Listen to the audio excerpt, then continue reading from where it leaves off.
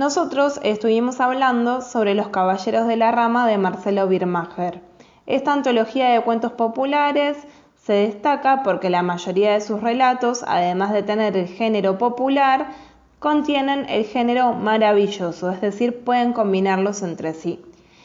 Vamos a comenzar a trabajar con el cuento fantástico. ¿Por qué elegimos hablar sobre este tema? Porque justamente el cuento fantástico es un género que se puede relacionar con el género maravilloso, ya sea por sus similitudes, tanto como por sus diferencias. Lo primero que vamos a hacer es señalar el objetivo de cada género. Comenzaremos diciendo que en el cuento fantástico se presenta un mundo realista donde tanto las acciones como el marco de la historia y los personajes son posibles para el lector.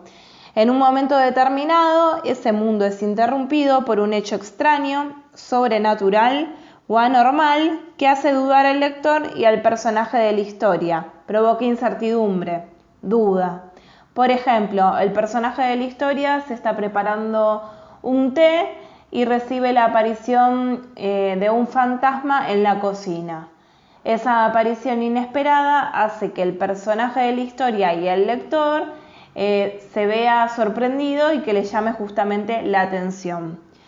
En cambio, en los cuentos maravillosos se va a destacar lo sobrenatural permanentemente. Es lo que prima en estas historias y es tomado como algo normal. Aquí no hay indicaciones precisas de tiempo y espacio y los personajes suelen ser estereotipos y no tienen un carácter muy definido. Recopilando y volviendo al tema que nos importa en la clase de hoy. En los cuentos fantásticos se narran historias que suceden en un mundo muy similar al real, pero en el que ocurre un hecho inexplicable. Desde el punto de vista racional, este hecho implica una ruptura de lo conocido. Las acciones se cuentan de forma tal que dudamos. ¿Sucede realmente esto o responde a hechos sobrenaturales? Siempre hay un momento de vacilación. El lector duda sobre cómo interpretar lo sucedido. Para que se provoque la incertidumbre, debe haber verosimilitud.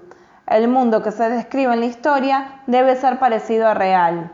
En este mundo aparece el elemento extraño, cuya explicación al principio es sobrenatural. El choque entre lo verosímil y lo sobrenatural resulta siempre atrapante y llama poderosamente la atención. En la literatura fantástica se utilizan diferentes recursos para crear una atmósfera extraña que provoque inestabilidad e incertidumbre.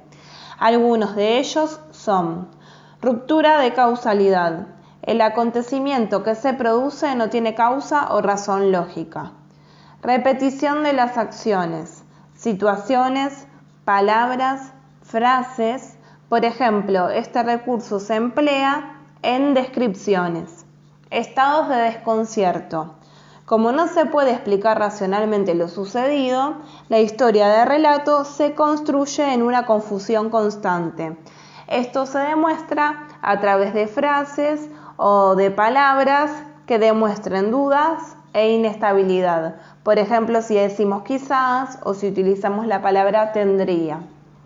Y también aparecen las imprecisiones de espacio, de tiempo, las imprecisiones también en la descripción de objetos y de personas.